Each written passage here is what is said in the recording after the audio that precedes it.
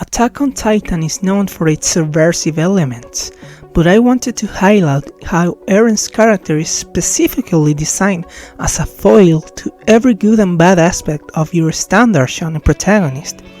Your Narutos, your Ichigos, your Luffys, in a way as a critique of the genre, and also to ground the series in reality, showcasing how the shonen ideals can impact both positively and negatively the lives of real people.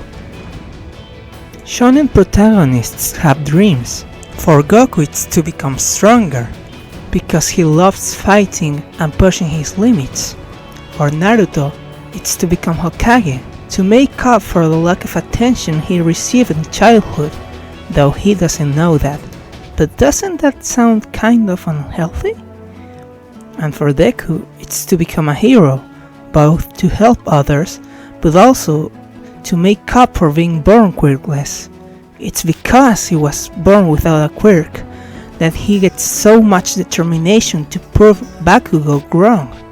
Eren's search for freedom manifests in the two dreams he has in the series, which are both also subverted and shown to be extremely dangerous. His first dream is the wish to wipe out every Titan. Of course, we later know this is subverted both by revealing that the Titans are also human, and thus greatly messing with the black and white shonen protagonist-esque logic Eren exhibits, and by the fact that even after fulfilling his dream, Eren is completely empty, because not only they weren't the simple enemy he thought them to be, but he still has to fight the outside world regardless if he wants to truly be free. This serves both as a subversion of the shonen protagonist who has to face black and white enemies, and of the genre as a whole, by adding a huge layer of moral complexity to the conflict in the series. And because of it, now his second dream is to wipe out all of humanity, and I think I really don't need to point out why this dream is a complete subversion of everything a shonen protagonist represents, right? Shonen protagonist, who usually fights for his friends, ends up getting many of them killed, wiping out 80% of humanity, all because he followed his dream without giving up.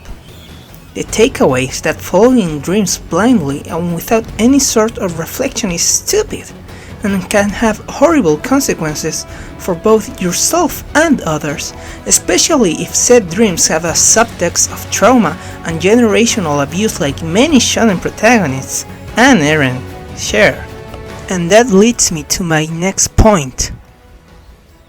Shonen protagonists have their eyes set on a goal, and they follow it unabashedly, no matter the consequences.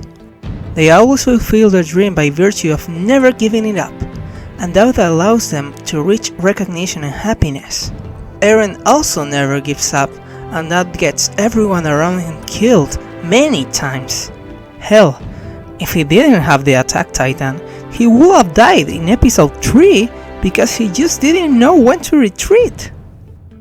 Eren doesn't listen to other people and never gives up his dream of being free and seeing an outside world leveled, and the result is mass genocide. Even though he should have compromised like adults do for the sake of everyone's happiness, he was a stubborn child that wouldn't let go of his dream, and not giving up resulted in the biggest massacre in history. Attack on Titan itself has a message about how giving up is the right choice sometimes. Erwin's whole thing is give up on your dreams and die, and that allows the scouts to win in Shiganshina and discover the basement. Armin and Mikasa also give up on Eren, and that allows for the remaining survivors to find happiness. And yet Eren just had to be the man. He couldn't let go of his dream, and it got him killed.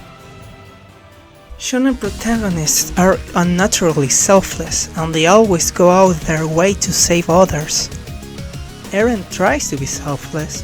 Hell, he uses his friends as a facade to explain why he did the rambling. But it's all a lie, because Attack on Titan is realistic, and human beings just don't have it in them to live for the sake of others. Shonen protagonists are all about how they do what they do for their friends, but if the story goes a little deeper, it isn't really about them, is it? Does Deku want to save others because he's helpless? or because he wants to make up for his perceived inability to be a hero by overcompensating and saving everyone, even destroying his body to do so? Does Naruto save his villains because he's the kindest being who will empathize with any mass murderer, or because he wants to save himself deep down and his villains share many aspects of himself? I'd say it's both. Selflessness and selfishness are deeply intertwined. Eren's tried to act like he's doing everything for others. At first to have revenge for his mother, when the Titans are the enemy, and later for the sake of his friends, when the world is his enemy. But he's never doing it for them, he's doing it for himself. Eren feels insecure and powerless because his mother died in front of him, and he puts himself and everyone else at risk by trying to compensate for that fact many times. He's not after justice as much as he is after placating his guilt. And do I need to mention how his actions through their rambling resulted in Sasha and Hanji dying? Does that look like protecting his friends to you? He literally killed his mom. Eren is doing all of this because he didn't grow up, because he wasn't mature enough to compromise and realize that maybe, just maybe, committing mass genocide isn't helping anybody, not even himself. The truth is, Eren wanted to see what was out there. Not the sea particularly, but just to feel free. Free from the walls, free from the Titans, free from anyone who would oppose him. That's why he did the rambling. And only a child can think that it's possible to get rid of everyone who thinks differently from you. Shonen protagonists have the moral high ground, and no matter if the villain they're faced with is making good points, they maintain their black and white ideals and continue to perpetuate the status quo that is responsible for the conflict of the story. Just look at Bleach and its corrupt soul society that never really changes for the better, and that Ichigo still fights for until the end, or Deku and Hero Society, or Naruto and, well, you get the point. Sure, they attempt to change a few things, and they give peace to the villains affected by systemic issues in messiah-like ways, but they don't attempt to question the roots of the issues, or they only make slight modifications and everything works out. Eren also starts as a victim of systemic issues, feeling like he has the right to wipe out all Titans and unabashedly committing himself to that goal without morality really coming into the picture until way later. The worst part is that when he talks to Reiner in Season 4, you can see that he actually realizes the nuance, but he chooses to ignore it for the sake of moving forward. A phrase that doesn't really have much meaning, and that makes Eren and everyone around him suffer immensely. Eren swears that he has the moral high ground in the story, and even when he realizes he doesn't, that he's the same as Reiner, he still friggin' does what he does, because in his mind, he's still being a hero this way. He's still trying to save Paradis and his friends. But he's just lying to himself. Eren is no hero. I mean, this one is pretty simple. While shonen protagonists are rewarded for their recklessness and loudness, Eren is so incredibly reckless that it puts everyone around him in danger. I've explained why in the previous points, so there's no really a reason to repeat myself, but it's this same recklessness and frankly stupidness and lack of preparation that ends up with a boy with too much power in his hands, and it makes him use it in the most stupid way possible. Shonen protagonists get power-ups for the convenience of the plot, in order to timely defeat their enemies. Whether they are justified or not, it brings complicated power scaling questions into play, until the protagonist's strength and the rest of the world's is so far apart that he becomes a godly being with enough strength to protect everyone he cares about and defeat any enemy. Instead, Eren's power-ups are a curse that end up slowly corrupting his mind and do more harm than good in the long run, making him a teenager with too much power an amount of power that Eren himself says is too much for one person to handle. The attack titan is often uncontrollable, and the casualties Eren brings throughout his path at the start aren't small, and part of his character hints that it's his way of fulfilling his destructive tendencies. And I don't need to mention how adding the Founding Titan to the mix messes up Eren's conception of his free will and overwhelms him with the ability to destroy the world and see every possible future. Yes, this power gives the scouts the edge to finally fight back against the Titans, and Eren is often referred to as humanity's last hope. But every coin has two sides, and it's the same power that dooms 80% of humanity. Attack on Titan subverts the idea that power is unequivocally good, and it poses the dilemma that being the strongest doesn't mean that you can control everything and exercise freedom. The actually stronger characters understand that the world is too big for one person to handle, and don't let their defeats and failures define their life and their subsequent goals in it. Life is cruel, but also beautiful, and Eren couldn't accept the first part and use his power-ups to define the plot, when in truth, all he was doing was throwing a childish tantrum.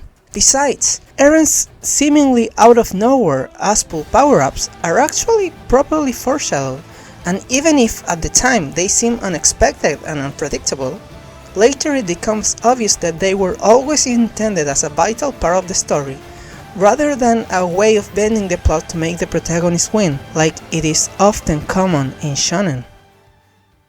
Eren is what happens when you throw a shonen protagonist into the real world. All the lofty facades fall off. He's not powerful. He fails at almost every single instance.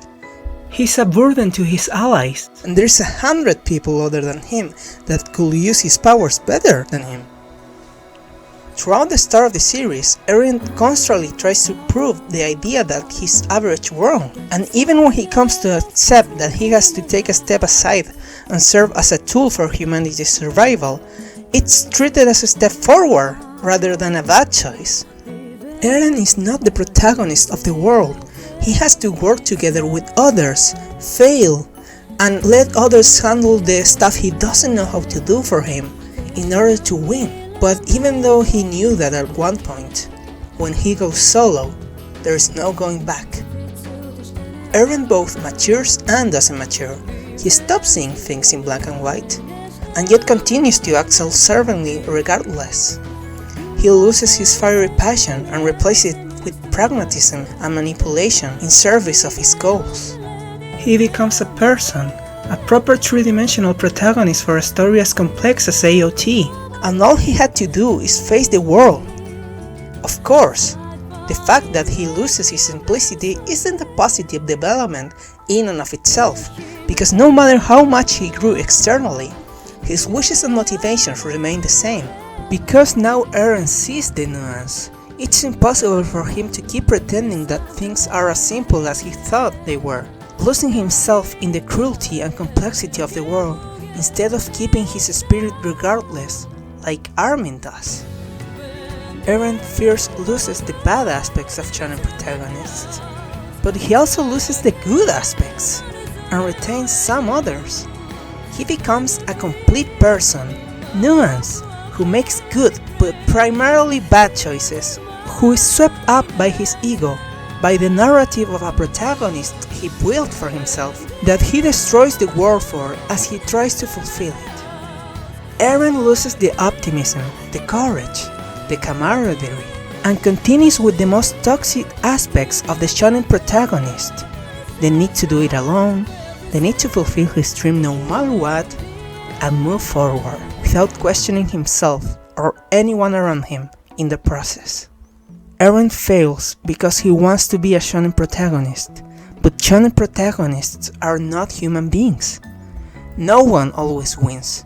We should strive to be like them, and at the same time avoid losing the nuance that is so vital in such a cruel and beautiful world like ours. The reason why we like shonen protagonists is because they inspire us. They are role models, simple and ideal, but if you don't separate the character from reality, you forget that every strength comes with a downside, and you end up following a misleading narrative in which you lose sight of what truly matters. At first, his wish didn't align with the death of others, but later on it did. It's as simple as that. He was corrupted by his experiences, and he lost the idealism necessary to find a satisfying result in which he and his friends live, while at the same time keeping the toxic idealism that wouldn't let him give up on his dreams. Eren wasn't a shonen protagonist, and that was both for the best and for the worst, because humans shouldn't dream and wish for impossible outcomes, but most importantly, they should never lose the hope for a better world and for their own happiness.